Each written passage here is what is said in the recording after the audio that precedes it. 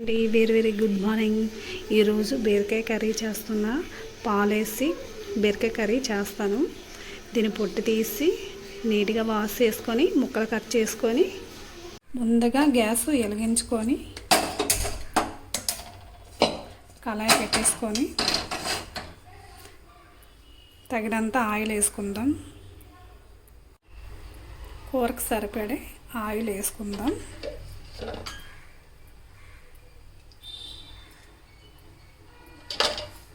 స్పూన్లో oil వేసుకున్నానండి.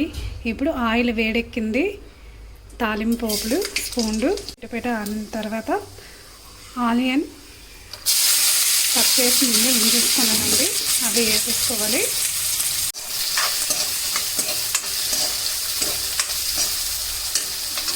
కొంచెం fry అయిన తర్వాత టమాటా వేసుకుందాం.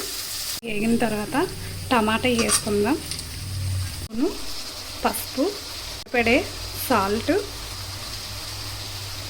బాగా కలిపేసుకొని మూత పెట్టేసుకొని ఉంచుదాం.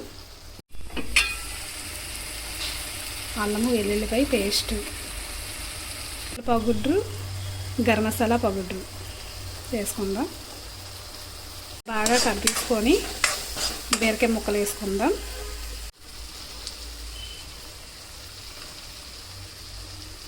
బాగా కలిపేసుకొని మూత పెట్టుకుందాం. 5 నిమిషాల తర్వాత తీసి చూద్దాం.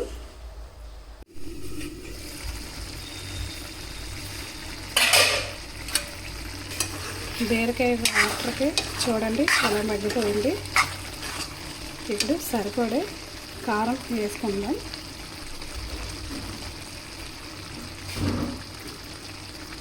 కారం మేము తక్కువగా తింటాం. బాగా కలిపేసుకొని మళ్ళీ మూత పెట్టేసుకొని ఉంచుదాం. బాగా కర్రీ దగ్గరికి అయ్యింది కదండి. ఇప్పుడు పాలు వేసుకుందాం.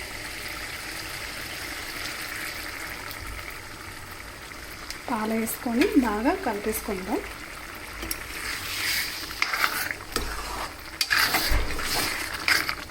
కలిపేసుకొని ఒక్క నిమిషం మాత్రమే ఉంచి మూత పెట్టేసుకొని తర్వాత చూద్దాం.